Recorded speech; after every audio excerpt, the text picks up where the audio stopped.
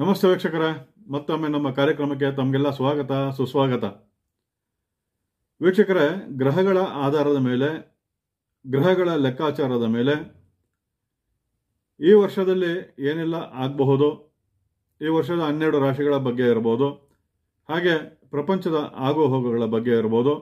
ಅದನ್ನು ನಾನು ಕರ್ನಾಟಕ ಟಿವಿ ಅನ್ನೋ ಒಂದು ಯೂಟ್ಯೂಬ್ ಚಾನಲ್ನಲ್ಲಿ ಒಂದು ಇಂಟರ್ವ್ಯೂವನ್ನು ಮಾಡಿದ್ದೆ.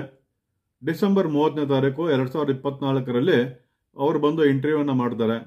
ಆ ಇಂಟರ್ವ್ಯೂವನ್ನು ಮಾಡಿದಾಗ ಜನವರಿ 1ನೇ ತಾರೀಕು ಗ್ರಹಗಳ ಕುಂಡಲಿಯ ಆಧಾರದ ಮೇಲೆ ಮುಂದಿನ ಆಗುಗಳು ಏನೇನಾಗ್ಬೋದು, ರಾಜ್ಯ, ರಾಷ್ಟ್ರ ಮತ್ತು ವಿದೇಶಗಳಲ್ಲಿ, ಹಾಗೆ ಪ್ರಕೃತಿ ವಿಕೋಪಗಳಿರ್ಬೋದು, ಅನೇಕ ವ್ಯಕ್ತಿಗಳ ಬಗ್ಗೆ ಇರ್ಬೋದು, ಒಂದು ಕಾರ್ಯಕ್ರಮವನ್ನು ನಾನು ಮಾಡಿದ್ದೆ.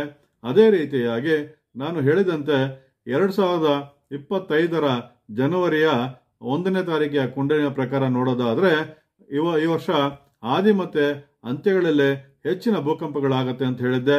ನೀವು ನೋಡಿರ್ಬೋದು, ಇಂದು ಬೆಳಿಗ್ಗೆ ಆಗಿರುವಂಥ ಒಂದು ಭೂಕಂಪದ ತೀವ್ರತೆ 7.1ರಷ್ಟು ಇತ್ತು. ಭಗವಂತನ ಕೃಪೆ, ಹೆಚ್ಚಿನ ಹಾನಿ ಏನೂ ಆಗಿಲ್ಲ. ಇವಾಗ ಸಿಲಿಂಡರ್ ಸ್ಫೋಟ ಇರ್ಬೋದು, ಅಲ್ಲಲ್ಲಿ ಬೆಂಕಿ ಅವಘಡಗಳಿರ್ಬೋದು, ಸಾಕಷ್ಟು ಕಂಡು ಬರ್ತಾ ಇದೆ ಈ ವರ್ಷ. ಅದರಿಂದ ಜನ ಸಾಕಷ್ಟು ಎಚ್ಚರಿಕೆಯನ್ನು ವಹಿಸ್ಕೋಬೇಕಾಗತ್ತೆ. ಈ ವರ್ಷದ ಆದಿ ಮತ್ತೆ ಅಂತ್ಯದಲ್ಲಿ ಹೆಚ್ಚು ಭೂಕಂಪಗಳಾಗುವಂತ ಒಂದು ಸಾಧ್ಯತೆಗಳು ನಮಗೆ ಕಂಡು ಬರ್ತಾ ಇದೆ. ಹಾಗೆ ಅದೇ ರೀತಿ ಈ 2025ರ ಜನವರಿಯಲ್ಲಿ ಭೂಕಂಪಗಳಾಗತ್ತೆ ಅಂತ ಹೇಳಿದ್ದೆ. ಆದಿ ಮತ್ತೆ ಅಂತ್ಯ ಅಂತ ಹೇಳಿದ್ರೆ ಜನವರಿ ತಿಂಗಳು ಇನ್ನೂ ಆದಿ ಆಗಿದೆ, ಅಷ್ಟರಲ್ಲಿ ಭೂಕಂಪ ಆಗಿದೆ.